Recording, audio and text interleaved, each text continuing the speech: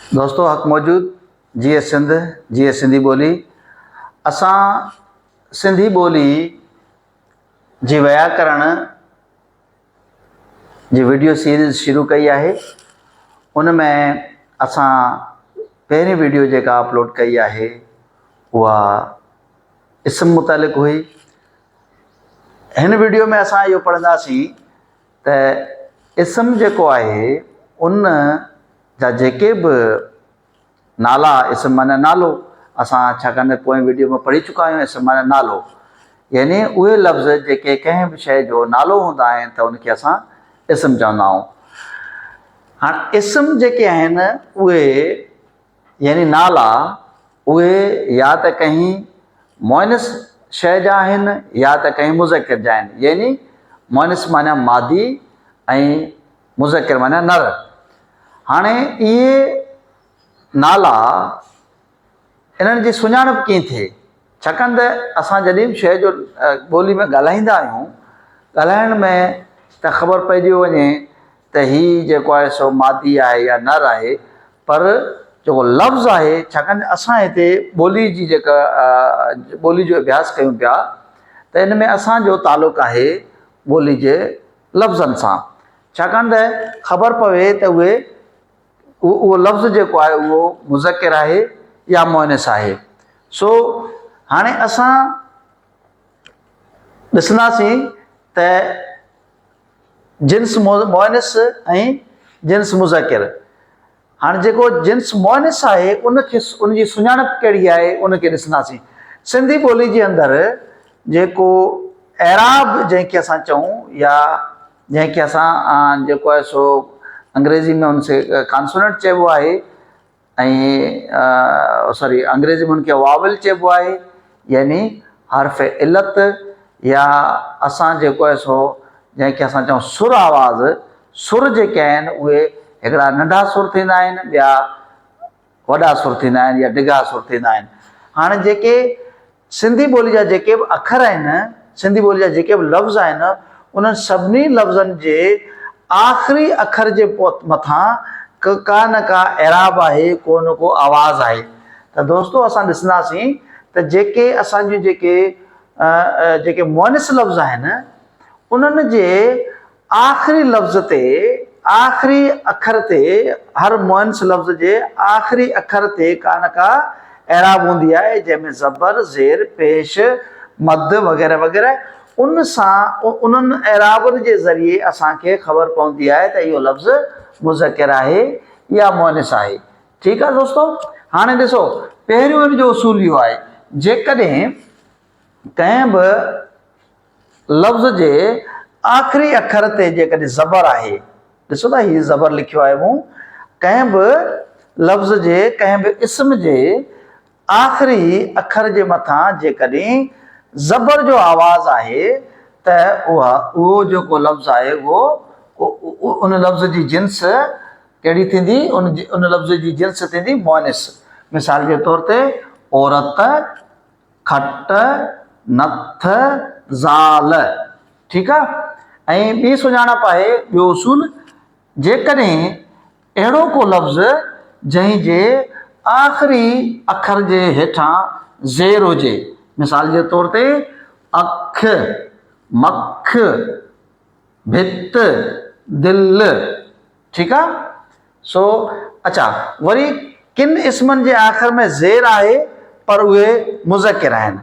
हाणे इहे कुझु जेके अहिड़ा इस्म आहिनि जिन जे आख़िरी अखर जे हेठां आहे त ज़ेर पर हू मुज़किर आहे, मुअनिस न आहे। मक़सदु त हीअ लफ़्ज़ जेके आहिनि उहे हिन उसूल खां ॿाहिरि आहिनि। कहिड़ा? मिसाल तौर ते सेठ, सेठ, केहर, ऐंहर वग़ैरह वग़ैरह। उसूल नंबर टे में जेकॾहिं कंहिं बि लफ़्ज़ जे आख़िरी जेको अखर हुजे उनजो आवाज़ ई आवाज़ उन सां जुड़ियल हुजे, मिसाल जे तौर ते छोकिरी, छोकिरी, रे जेको आहे उन सां ई आवाज़ जुड़ियल आहे, ॻंढियल आहे, आख़िरी आवाज़ उन जो ई आहे। हीअ वरी डिघो आवाज़ या डिघो सुर आहे। ठीकु आहे। ॿिली, कुर्सी पेती ठीक थी वियो। अच्छा वरी कुछ अहिड़ा इस्म आहिनि जिन जो ई जे बजाए ई आवाज़ अचे थो।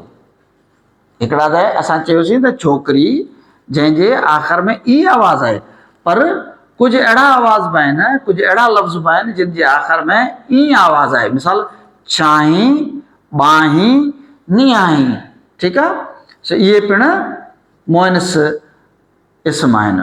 वरी किन इस्मनि जे आख़िर में ई या ई आवाज़ ते आहे पर उहे मुज़किर आहिनि ठीकु आहे। ई ऐं ई आवाज़ आहे पर उहे मुज़किर आहिनि। ओके, मिसाल जे तौर ते हाथी, धोबी, दर्जी, पखी, पिरी वग़ैरह वग़ैरह ठीकु आहे। अच्छा वरी जेको चोथों जेको आहे असां वटि जेको उसूल आहे उहो छा आहे? चोथों उसूल आहे जंहिंजे आख़िर में आ आवाज़ हुजे ऐं उहो लफ़्ज़ किथे ख़तमु थिए? आ आवाज़ ते ख़तमु थिए। आ आवाज़ ते ख़तमु थिए। मिसाल जे तौर ते हवा, दवा, अबला, बला, दुआ, गिला वग़ैरह वग़ैरह। इहे अहिड़ा लफ़्ज़ आहिनि जिन जे आख़िर में आहे पर इहे सभु छा आहिनि? इहे मुअनिस लफ़्ज़ आहिनि ठीकु आहे। अहिड़ा लफ़्ज़ जेके किथे ख़तमु थियनि? आवाज़ ते ख़तमु थियनि, आख़िर में उनजे आ आवाज़ हुजे त उनखे असां उन्हनि सभिनी इस्मनि खे या उन्हनि सभिनी लफ़्ज़नि खे असां चवंदासीं त उहे मुअनिस आवाज़ आहिनि। पर के अहिड़ा बि इस्म आहिनि जिन जे आख़िर में आ आवाज़ ते आहे पर उहे मुअनिस न आहिनि, उहे मुज़किर आहिनि। मिसाल जे तौर ते कहिड़ा? मिसाल जे तौर ते राजा, दाता, पेशवा, गदा, दरिया। हाणे ॾिसो असां जेके ही इस्म आहिनि उन्हनि जी बुनियादी तौर ते असां सुञाणप हिते कई आहे त उहे इस्म जिन जे आख़िरी आवाज़ कहिड़ो आहे। जेकॾहिं उहे इस्म जिन जो आख़िर में आवाज़ अ हुजे त उहो मुअनिस हूंदो, जेकॾहिं उनजे आख़िर में ए हुजे त उहो मुअनिस हूंदो। पर कुझु अहिड़ा इस्म आहिनि जिन जे आख़िर में ए आहे पर उहे मुअनिस न बल्कि मुज़किर आहिनि। अहिड़ी रीति ई आवाज़ ऐं उनखां अलावा आ आवाज़ ठीकु आहे। आ आवाज़ मिसाल तौर ते जीअं असां चयोसीं हवा, दवा, अबला, बला, गिला वग़ैरह वग़ैरह ठीकु आहे दोस्तो। तंहिंजो पर हिन में बि असां चयोसीं न कुझु अहिड़ा इस्म आहिनि जिन जो आख़िर में आ आवाज़ आहे पर उहे जेको आहे सो आहिनि छा? मुज़किर आहिनि ठीकु आहे। सो असां हिते इहा ॻाल्हि ख़तमु था कयूं त असां सिर्फ़ु हिन वीडियो में इहो सिखियोसीं त सिंधी ॿोली जे अंदरि जेके इस्म आहिनि उनजो आख़िर में कहिड़ो आवाज़ थो अचे। जेकॾहिं ही जेके आवाज़ आहिनि यानी 4 असां उसूल ॾिठासीं उहे जेकॾहिं आवाज़ हूंदा त इन जो मतिलबु इहो थियो त उहे सॼा मुअनिस आवाज़ आहिनि।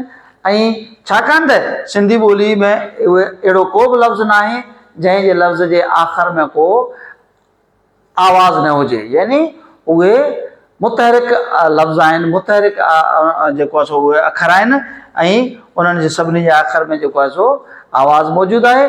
अहिड़ी रीति सिंधी ॿोली में ही जेको आहे सो कंहिं बि आख़िरी अखर जे मथां आवाज़ जो जेको निज़ाम आहे उहो तमामु घणो जेको आहे सो पेचीदा आहे।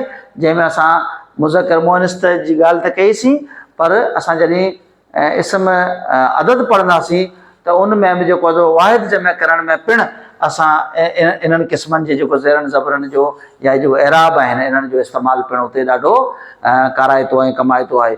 उमेद त दोस्तो तव्हांखे इहा ॻाल्हि सम्झ में आई हूंदी ऐं जेकॾहिं तव्हांखे सम्झ में आई आहे त तव्हां पंहिंजे दोस्तनि खे बि जेको आहे सो वंड कयो ऐं सिंधी ॿोली जी सिख्या जो जेको इहो मरहलो आहे या इहो जेको कमु आहे उन में असांजी मदद कंदा।